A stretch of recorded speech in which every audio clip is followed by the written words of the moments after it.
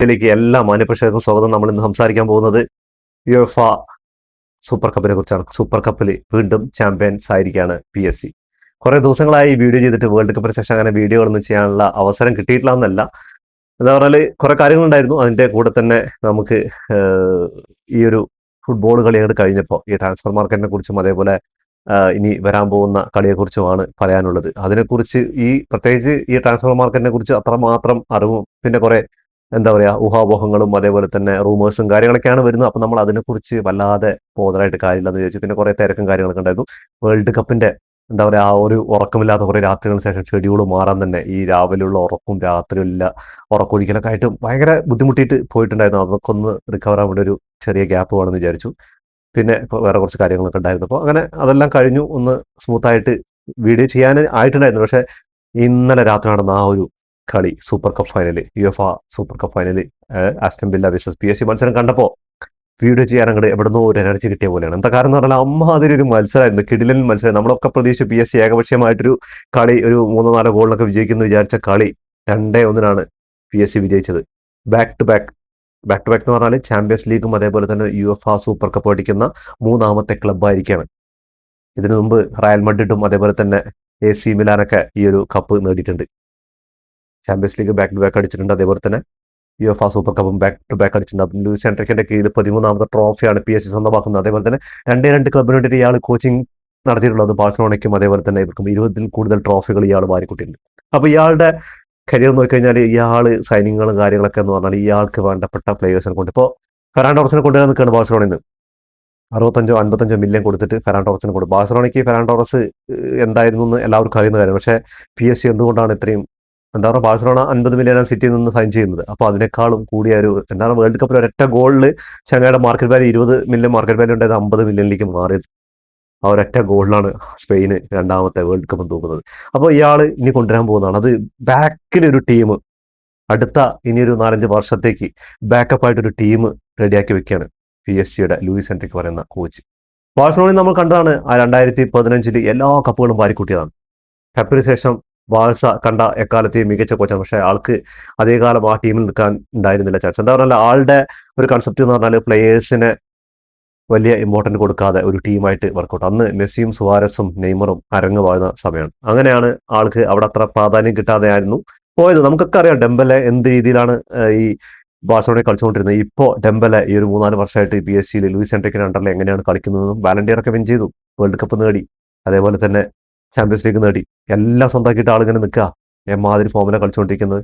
അപ്പോൾ ഒരു കോച്ചിന് കിട്ടാവുന്ന അയാൾക്കറിയാം ആരെ കൊണ്ടുവന്നാൽ എങ്ങനെ കളിപ്പിക്കാൻ പറ്റും, എന്ത് ചെയ്യാൻ പറ്റും. PSG ചാമ്പ്യന്മാരായി എന്നുള്ള കാര്യം. പക്ഷേ അടുത്ത ആ ഒരു മറുഭാഗത്ത് നോക്കണ ആസ്റ്റൺ വില്ല കിടിലൻ പെർഫോമൻസ് പറഞ്ഞാൽ അവർക്ക് ഫിനിഷിംഗ് ഇല്ലായ്മയും അതേപോലെ തന്നെ PSG ഗോൾ കീപ്പറുടെ സേവുകൾക്ക് മുന്നിൽ അതേപോലെ ഒരു എണ്ണം ബാറിന് തട്ടി പോകുന്നുണ്ടായിരുന്നു.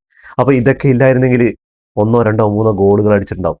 ആ 17കാരനായ ചെറുപ്പക്കാരനുണ്ടല്ലോ ചങ്ങായിയുടെ ആ ഒരു ഗോള്, ചങ്ങായി 1, 2, 3 പഠിച്ച് 4ാമത്തേലാണ് ആ ഒരു ഗോൾ അടിക്കുന്നത്. കിടിലൻ കളിയായിരുന്നു. അപ്പൊ എന്തായാലും ആസ്റ്റൺ വില്ല ഈ ഒരു സീസണിൽ ഇംഗ്ലീഷ് പ്രീമിയർ ലീഗിൽ മിന്നും ഫോമിൽ തന്നെ കഴിഞ്ഞ സീസണിലും എന്താണ് പറഞ്ഞാൽ ആഴ്സണലിനെയും മാഞ്ചസ്റ്റർ സിറ്റിയൊക്കെ നെട്ടിച്ചുകൊണ്ട് ടോപ്പ് 3ൽ തന്നെ ഉണ്ടായിരുന്നു. അവസാനമായപ്പോഴാണ് അവർക്ക് കാലിടാൻ തുടങ്ങിയത്. എമി മാർട്ടിനസ് എന്ന ഗോൾ കീപ്പർ ഇല്ലാതെയാണ് അവരിന്ന് സ്റ്റാർട്ടിംഗ് ലെവലിൽ ഉണ്ടായിരുന്നെങ്കിൽ കിടിലൻ മത്സരമായിരുന്നു.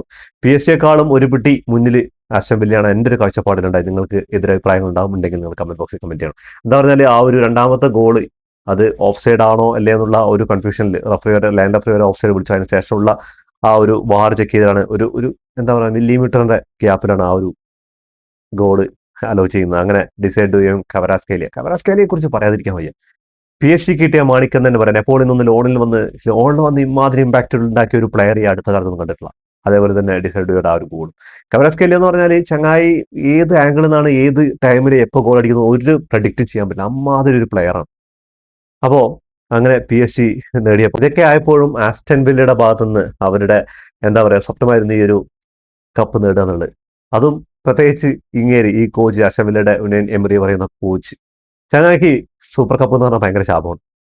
എന്താ പറഞ്ഞാല് ചങ്ങായി സൂപ്പർ കപ്പ് കളിച്ചപ്പോഴൊക്കെ പണി കിട്ടിയിട്ടുണ്ട്. ചങ്ങായിക്ക് ചാമ്പ്യൻസ് ലീഗും സൂപ്പർ കപ്പ് ഒന്നുമല്ല, ആൾക്ക്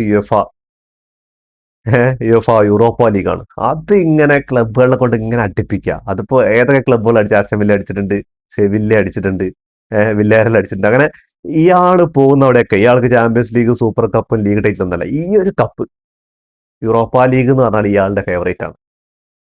5 6 ട്രോഫികൾ നേടിയിട്ടുണ്ട് ഇതുവരെ ആ ഒരു ചാമ്പ്യൻസ്. അതിൽ ഏതൊരു കോച്ചും ഇയാളുടെ മുന്നിൽ എന്താ പറയുക പണിപ്പെടും.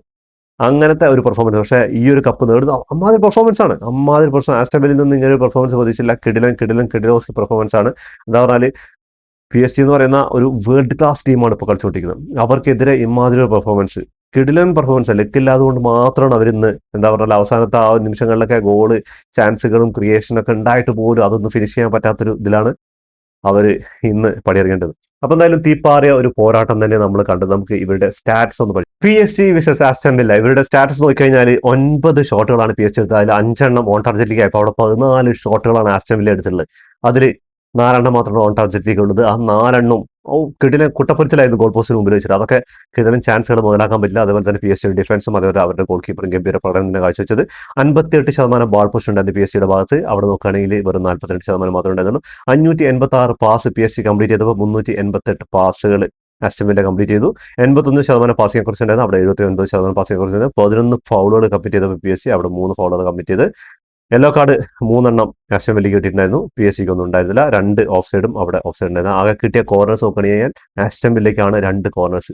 അപ്പോൾ PSG ഇത്ര നേരം കളിച്ചിട്ട് ഒരു കോർണേഴ്സ് വിൻ ചെയ്തില്ല എന്ന് പറഞ്ഞാൽ അത് വലിയ കാര്യം തന്നെയാണ് അവരെ സംബന്ധിച്ചിടത്തോളം, ആസ്റ്റൺ വില്ലയെ സംബന്ധിച്ചിടത്തോളം. അപ്പോൾ എന്തായാലും ക്ലബ് ഫുട്ബോൾ തിരിച്ചു വരികയാണ്. തിരിച്ചു വരവ് തുടങ്ങിയ തന്നെ ഇമാതിരി ഒരു ഫൈനലിലൂടെയാണ്. അപ്പോൾ എന്തായാലും എന്തുകൊണ്ടാണ് ക്ലബ് ഫുട്ബോൾ ഇത്രമാത്രം ഫുട്ബോൾ ആരാധകർ കാത്തിരിക്കുന്നത്? അത് ക്ലബ് ഫുട്ബോൾ ഫോളോ ചെയ്യുന്നവർക്ക് മനസ്സിലാൻ പറ്റും. ഈ രാത്രി ഉറക്കം വെച്ചിരുന്ന ആ കളി കണ്ടിട്ട് കിട്ടുന്ന ഒരു സുഖമുണ്ട്. സ്വന്തം ടീമിന്റെ വിജയവും അതേപോലെ തന്നെ അവർ നേടുന്ന ട്രോഫികളും അവർ നേടുന്ന റൈവൽറികളായിട്ടുള്ള ടീമുകളിൽ നിന്ന് നേടുന്ന വിജയങ്ങളൊക്കെ ആഘോഷിക്കുമ്പോൾ അതിൽ വേറൊരു സുഖം ഉണ്ടാവും. അപ്പൊ അതിന് വേണ്ടി കാത്തിരിക്കുകയാണ്. ഇനിയിപ്പോൾ ഓഗസ്റ്റ് 15 തീയതിയോടുകൂടി ലാ ലീഗ് ആരംഭിക്കാൻ പോകും. ഇംഗ്ലീഷ് പ്രീമിയർ ലീഗും അതേപോലെ തന്നെ ബുണ്ടസ് ലീഗും അങ്ങനെ ലീഗ് വണ്ണും എല്ലാം ചാമ്പ്യൻസ് ലീഗ് ഒക്കെ വരാൻ പോകണം. അപ്പോൾ എല്ലാവരും കാത്തിരിക്കുക. ഇനി തുടർന്നുള്ള ദിവസങ്ങളിൽ വീഡിയോ ഉണ്ടായിരിക്കും. എല്ലാവരും ഇതുവരെ സപ്പോർട്ട് തീർച്ചയായിട്ടും ഇനി ഉണ്ടാവണമെന്ന് പ്രതീക്ഷിക്കുന്നു. ഇതോടുകൂടി ഈ വീഡിയോ അവസാനിക്കുന്ന. ഫുട്ബോൾ ലോകത്തെ പുതിയ വിശേഷമായി വീണ്ടും കാണാം. ഈ വീഡിയോ ഇഷ്ടപ്പെട്ടാൽ ലൈക്ക് ചെയ്യുക, ഷെയർ ചെയ്യുക, സബ്സ്ക്രൈബ് ചെയ്യുക.